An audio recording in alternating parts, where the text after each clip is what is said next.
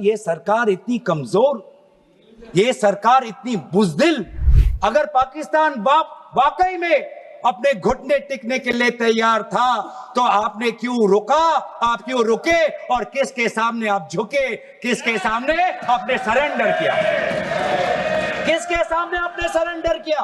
लेकिन आप तथ्यों पे बोले हैं, गलत सूचना नहीं दे सदन में, गलत सूचना नहीं मत दे। हम बोले इसके ऑर्डर में लाइए सर। लेकिन रक्षा मंत्री होने के नाते ये नहीं कहा कि पहलगाम में दहशतगर्द कैसे आए, ये नहीं कहा कैसे 5 दहशतगर्द वहां पर जाकर 26 लोगों की गोलियों से छलनी करते हैं, ये बात, ये सूचना रक्षा मंत्री ने नहीं दी। एक सरकार में एक अहंकार आ चुका है, वे 5 दहशतगर्दियों को ये सरकार पकड़ नहीं पाई। आज ये खुद कह रहे हैं कि हमारा मकसद युद्ध का नहीं था, हम पूछना चाहते क्यों नहीं था, होना चाहिए था। वो अमेरिका के राष्ट्रपति जो 26 बार आज कह चुके हैं कि व्यापार को लेकर उन्होंने भारत और पाकिस्तान को सतर्क किया और दोनों को मजबूर किया कि वो इस जंग को छोड़े। आपके पास पेगासस है, आपके पास सैटेलाइट है, वहां पे सीआरपीएफ है, वहां पे बीएसएफ है, वहां पे सीआईएसएफ है, वहां पे आदरणीय गृह मंत्री कुछ दिन पहले ही गए थे। हमें तो मीडिया में सुनते हुए ऐसा लगा कि हम कराची में उठेंगे। मीडिया में हमारे भारत की मीडिया जो जिनको सूचना आपसे ही मिलती है, उनका ये सुनने में लगा कि आज तो हम फतह करके ही रहेंगे, लेकिन पता चला कि नहीं, कहीं ना कहीं हमारे पैर डगमगा गए और जो अंतिम परिणाम था उससे पीछे हम हट गए। धन्यवाद अध्यक्ष महोदय। आज हम इस विशेष चर्चा में भाग लेने के लिए खड़े हुए हैं और ये चर्चा इसलिए हो रही है क्योंकि हाल में ही जो युद्ध हुआ वो एक सूचना का युद्ध था। एक प्रकार से हम पड़ोसी देश और दुनिया भर को सच्चाई की सूचना देना चाहते थे और कुछ ऐसे ताकत थे, ऐसे शक्तियां थी जो भ्रम का सूचना सारे देश में, सारे दुनिया में फैला रहे थे। और इसीलिए इस चर्चा का विशेष मांग यह है कि आज सच्चाई सदन में आनी चाहिए, सच्चाई पहलगाम की आनी चाहिए, सच्चाई ऑपरेशन सिंदूर की आनी चाहिए, सच्चाई विदेश नीति की आनी चाहिए। और यही आज हमने सूचना का जो युद्ध की बात हम कर रहे हैं, वो आज हमने आदरणीय राजनाथ सिंह के भाषण में सुना। बहुत से सूचनाएं दी उन्होंने, बहुत से जानकारी दी, लेकिन रक्षा मंत्री होने के नाते ये नहीं कहा कि पहलगाम में दहशतगर्द कैसे आए, ये नहीं कहा कि बेसारन में जहां पर 1000 लोग जाते हैं, खुशियां मनाते हैं, कैसे 5 दहशतगर्द वहां पर जाकर 26 लोगों की गोलियों से छलनी करते हैं। ये बात, ये सूचना रक्षा मंत्री ने नहीं दी। यही है सूचना का युद्ध कि इतनी जानकारी देते हैं कि कभी कभी सवाल पूछना भी भूल जाते हैं। और आज ये है हमारे विपक्ष का कर्तव्य कि हम सवाल पूछेंगे देश हित में, राष्ट्र हित में। आज देश ये जानना चाहता है कि वो 5 दहशतगर्द कैसे घुसे और उन दहशतगर्दों का भी मकसद था। पाकिस्तान से आए हुए वो दहशतगर्दों का क्या मकसद था? उनका मकसद था कि जम्मू कश्मीर की अर्थव्यवस्था को तनाव करना, विनाश करना।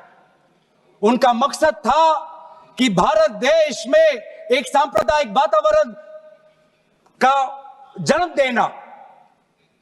उनका मकसद यह था कि भारत और पाकिस्तान का एक हाइफिनेशन होना, यह था उनका मकसद। लेकिन सर, मुझे दुख है कि आज राजनाथ सिंह जी ने सैनिकों की बात तो की, लेकिन जो हमारे भारत की जो आवाम है, जो जनता है, जो उन्होंने पाकिस्तान के दहशतगर्दों का पूरी जो मंशा है उस पर उन्होंने पूरा नकारा और हम एकजुट रहे। हम मुझे भारतीय होने का गर्व है। हमने देखा वैसारण में कि किस प्रकार से जम्मू और कश्मीर के लोगों ने पूरे देश भर से आए हुए जितने भी पर्यटक थे उनकी मदद की। हमने ये देखा कि किस प्रकार से देश भर के जो पर्यटक जो जम्मू कश्मीर में थे उन्होंने अपने जम्मू कश्मीर के भाइयों को धन्यवाद दिया। हमने ये भी देखा कि कैसी एक विधवा हिमांशी नारवाल ने कहा कि मैं नहीं चाहती कि मेरे जो पति जिसको लेके आज राजनीति हो रही है उसके शव पर देश में हिंदू मुसलमान की राजनीति हो, मैं नहीं चाहती। यह है हमारे देश की संस्कृति और यह था मंशा पाकिस्तान का। और मैं ये भी गर्व महसूस करता हूं कि सारे विपक्षी राजनीति दल हम सब एकजुट होकर, राहुल गांधी जी ने एक साफ साफ कहा कि हम सरकार के साथ हैं और सरकार को पाकिस्तान को एक ठोस मजबूत कदम देना ही पड़ेगा। लेकिन देश ये भी जानना चाहता है, वे 26 लोग जो जिनके परिवारों में आज कोई गुजर गया, वे ये भी जानना चाहता है कि 100 दिन गुजर गए और वे 5 दहशतगर्दियों को यह सरकार पकड़ नहीं पाई।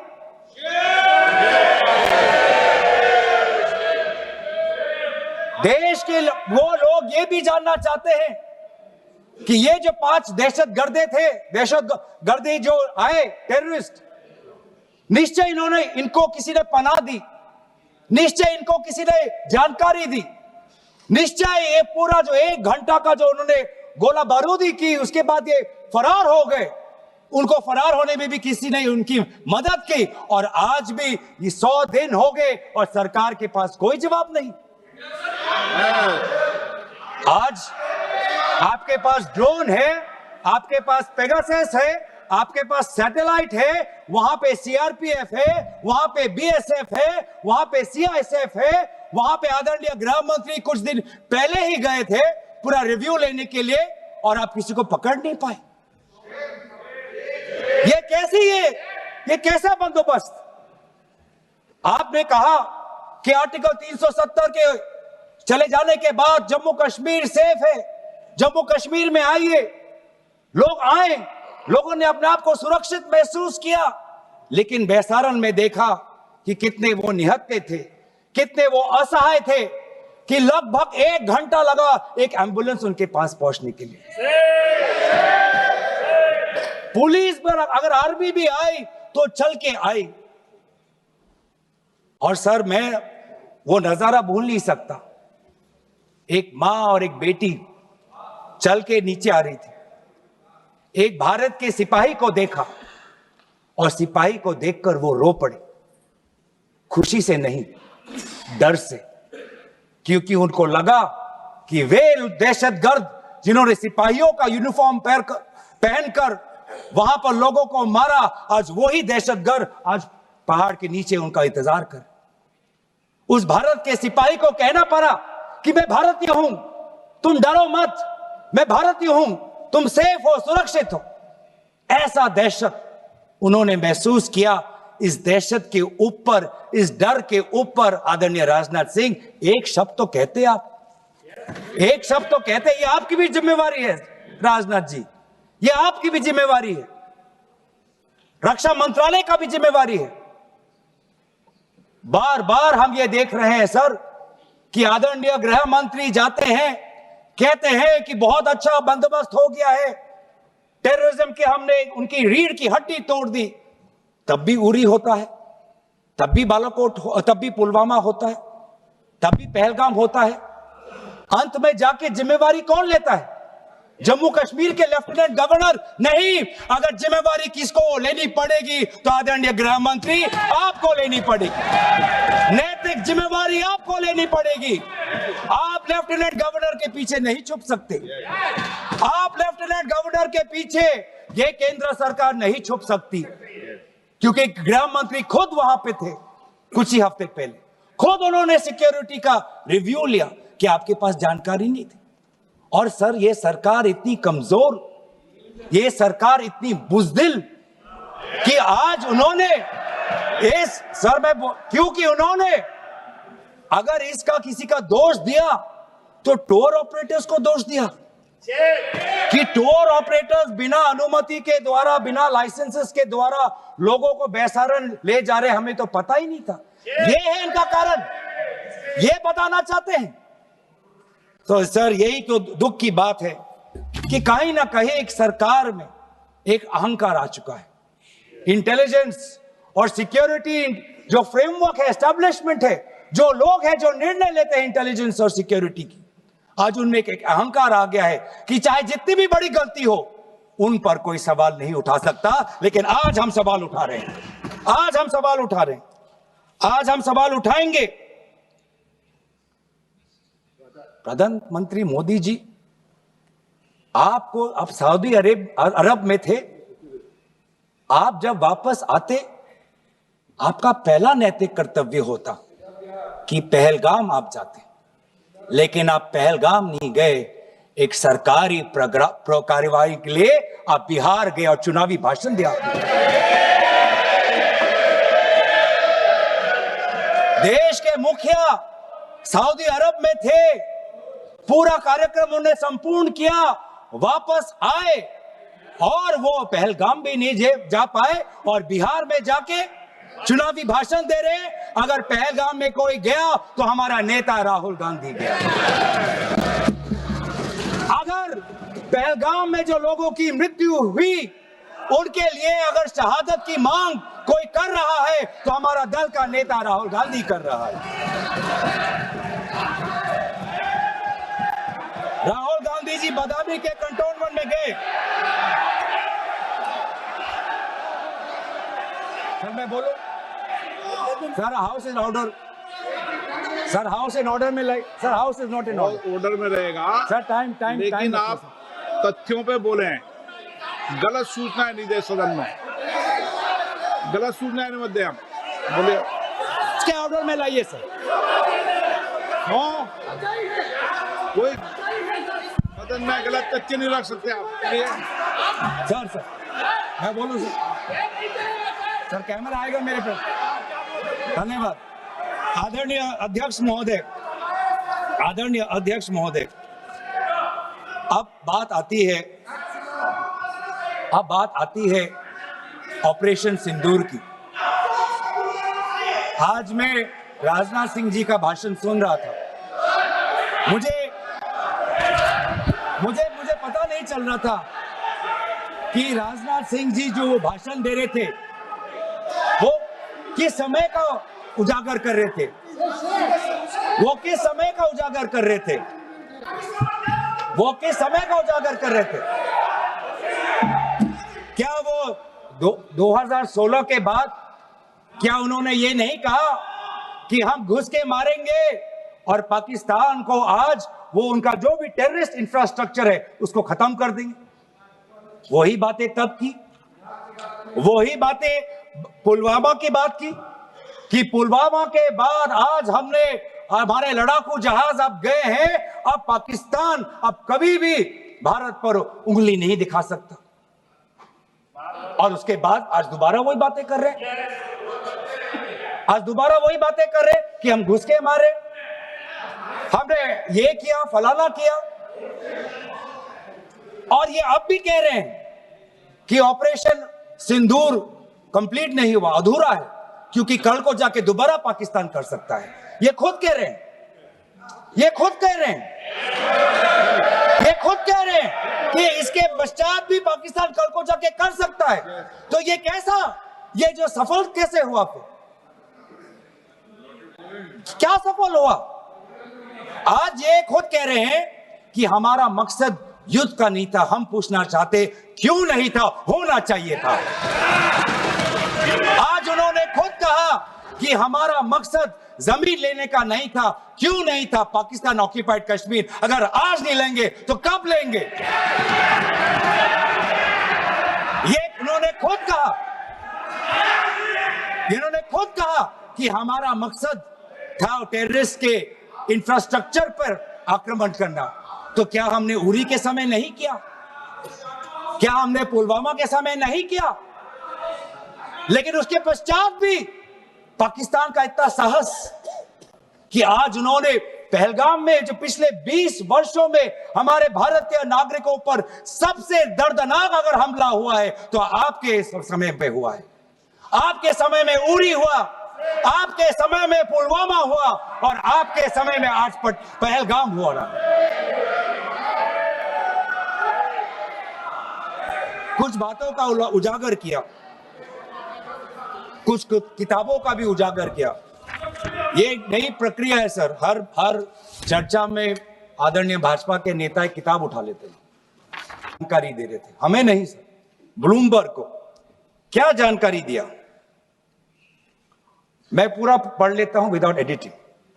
व्हाट इज इंपॉर्टेंट, क्या जरूरी, हिंदी में अनुवाद करने की कोशिश भी करता हूं, मत करो। क्या ये जरूरी नहीं कि जेट गिरे, पर क्यों गिरे, क्या गलतियां हुई, वो महत्वपूर्ण है। संख्या महत्वपूर्ण नहीं सर। 35 ही राफेल है देश में, 35 ही राफेल है। अगर उनमें से कुछ गिरे भी तो देखिए सर, मुझे तो लगता है कि बहुत बड़ी क्षति हुई। 35 राफेल, अगर कुछ उनमें से भी अगर कुछ गिरे तो मुझे लगता है कि जरूरी है, क्योंकि आपको लगता है कि 35 राफेल काफी है, तो अगर कुछ गिरे तो वो भी जरूरी है। और उन्होंने उसके बाद ये कहा कि ये बात अच्छी है कि हमने अपनी गलतियों को समझा, उसको सुधरा, और 2 दिन बाद हमने अपने जेट को उड़ाए और दूर से हमने आक्रमण किया। सर ये मैं थोड़ी जानकारी चाहूंगा। हमारे पास जो हमें संदेश मिलता है कि दुनिया के सबसे बढ़िया और बेहतरीन लड़ाकू जहाज हमारे पास है, सबसे बेहतरीन पायलट हमारे पास है, तो सीडीएस को ऐसा क्या कहना पड़ा, ऐसा क्या परिस्थितियां हैं कि हमारे हमारे लड़ाकू जहाज क्लोज रेंज में नहीं जा सकते, उनको दूर से ही फायर करना पड़ता? ये क्या है? ऐसी क्या पाबंदी है? ऐसी ये क्या पाबंदी है कि सीडीएस को ये कह रहे हैं कि हमारे लड़ाकू जहाज ने पहले दिन गलतियां की, गलतियां हमने सुधारी और दूर से हमने आक्रमण किया? क्या हम पास से नहीं कर सकते? ये जानकारी हमें दे। हम ये जानना चाहते हैं कि lieutenant general Rahul R Singh ने सदन के अंदर नहीं, सांसदों को नहीं, राजनीतिक दलों के फ्लोर लीडर्स को नहीं, फिक्की में जाके कहा, क्या कहा उसका भी मैं हिंदी में अनुवाद करता हूं कि पाकिस्तान तो सिर्फ फ्रंट पे था और पाकिस्तान के पीछे चाइना उनके पूरी तरीके से समर्थन कर रहा है।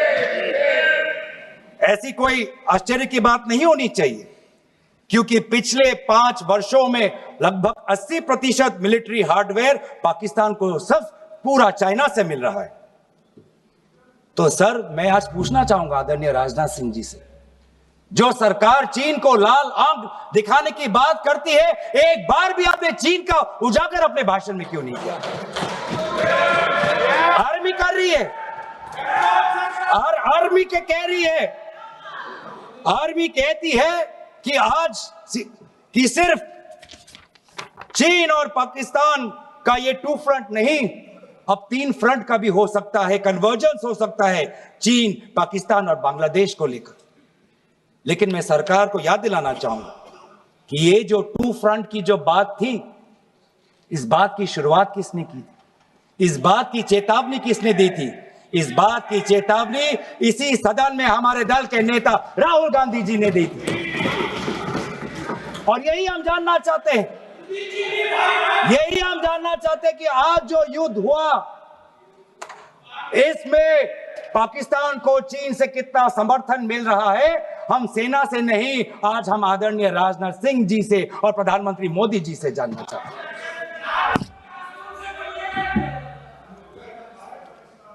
और सर इंडोनेशिया में जो डिफेंस अटैचे है उसने तो ताज्जुब की बात कह दी उसने क्या कहा sir? India defence attache group captain Shiv Kumar ने, हिंदी में दोबारा अनुवाद करता हूं, कि भारत ने लड़ाकू जहाज खोए तो खोए इसलिए क्योंकि कुछ मिलिट्री टारगेट्स पर आक्रमण करने पर पाबंदी थी। क्यों? क्या पाबंदी थी? ऐसे क्या ये राजनीतिक कंस्ट्रेंट्स थे? आपने कहा कि 9 टारगेट पे हमने आक्रमण किया, लेकिन हमें यह भी सूत्रों से जानकारी और मीडिया में आया है, और लेफ्टिनेंट जनरल राहुल सिंह ने खुद कहा कि पहले 21 टारगेट्स चुने गए थे और 21 से फिर 9 हुए।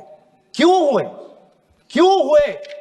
आज मैं ये जानना चाहता हूं कि पिछले 20 वर्ष में सबसे घातक आक्रमण हमारे महिलाओं पर हुआ, हमारे बच्चों पर हुआ, भारत के आत्मा पर हुई। हमने सब ने वो दहशत को अनुभव किया, हम सब एकजुट हुए, हमने पूरी तरीके से समर्थन प्रधानमंत्री मोदी जी को दी कि आप जाइए, और ऐसा एक माहौल बन चुका था कि देश किसी भी कीमत चुकाने के लिए तैयार था। पूरा देश प्रधानमंत्री मोदी जी के साथ था, विपक्ष प्रधानमंत्री मोदी जी के साथ था, और अचानक 10 मई के दिन पे हमारे राष्ट्रदूत कहते हैं कि हम पाकिस्तान पर हमला करेंगे, और शाम के 10 मई को सूचना आती है कि पाकिस्तान के साथ अब युद्ध पर हम परिणाम दे रहे हैं, सीज फायर हो गया। क्यों? क्यों हुआ? हम आदरणीय प्रधानमंत्री मोदी जी से जानना चाहते थे, अगर पाकिस्तान वाकई में अपने घुटने टिकने के लिए तैयार था तो आपने क्यों रुका? आप क्यों रुके? और किसके सामने आप झुके? किसके सामने आपने सरेंडर किया? किसके सामने आपने सरेंडर किया?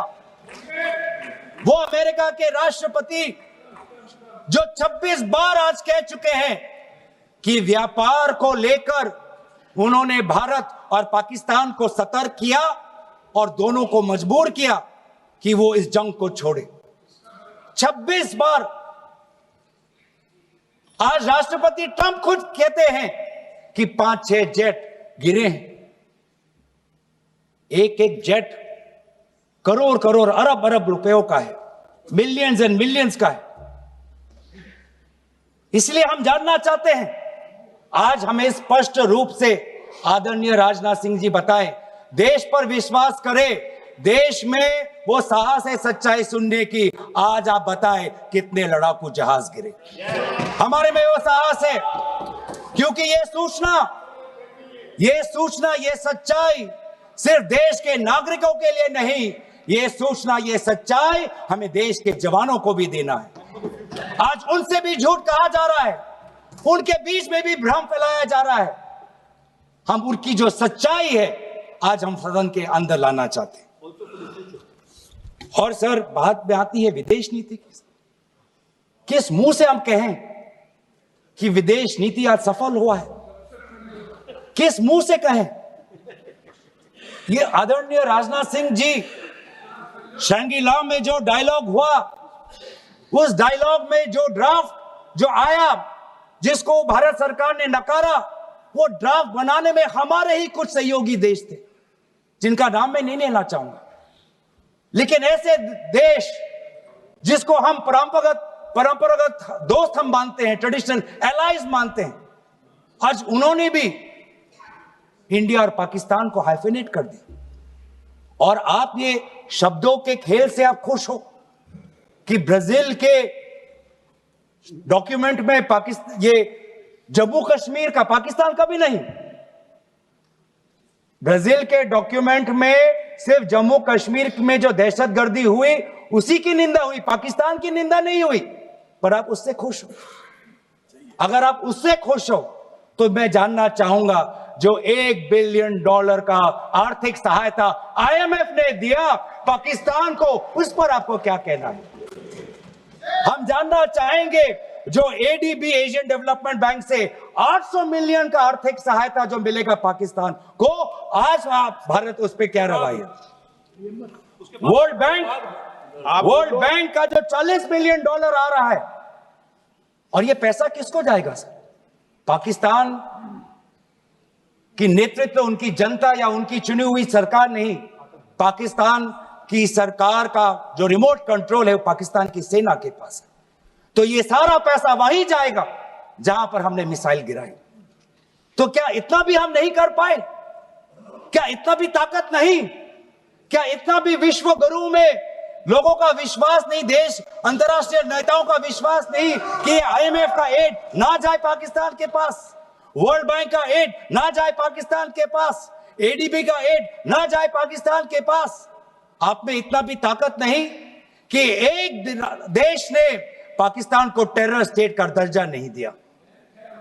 एक देश ने आज FATF financial action task force में, जिससे बहुत नियंत्रण पाकिस्तान पे पड़ती थी, आज उससे वो 2022 में निकल आई ग्रे लिस्ट।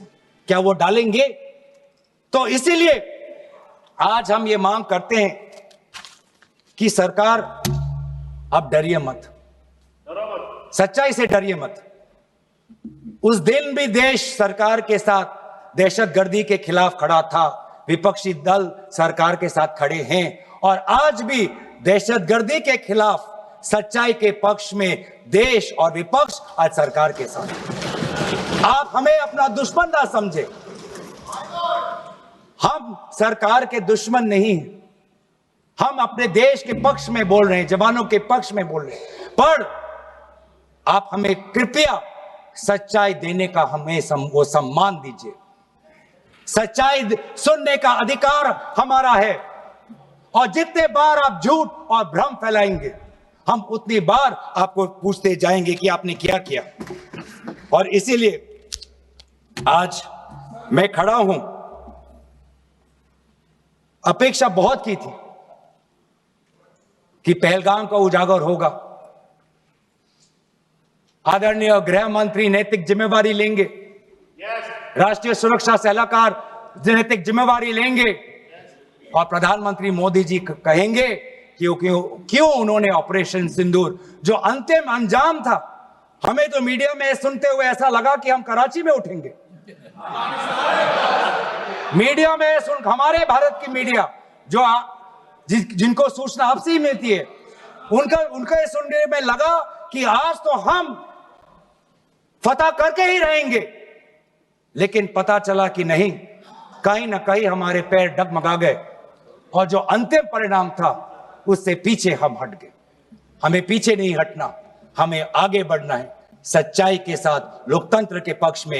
इन्हीं बातों के साथ मैं अपना पक्ष समाप्त करता हूं। धन्यवाद। जय हिंद। इन्होंने खुद कहा कि हमारा मकसद था टेररिस्ट के इंफ्रास्ट्रक्चर पर आक्रमण करना। तो क्या हमने उरी के समय नहीं किया?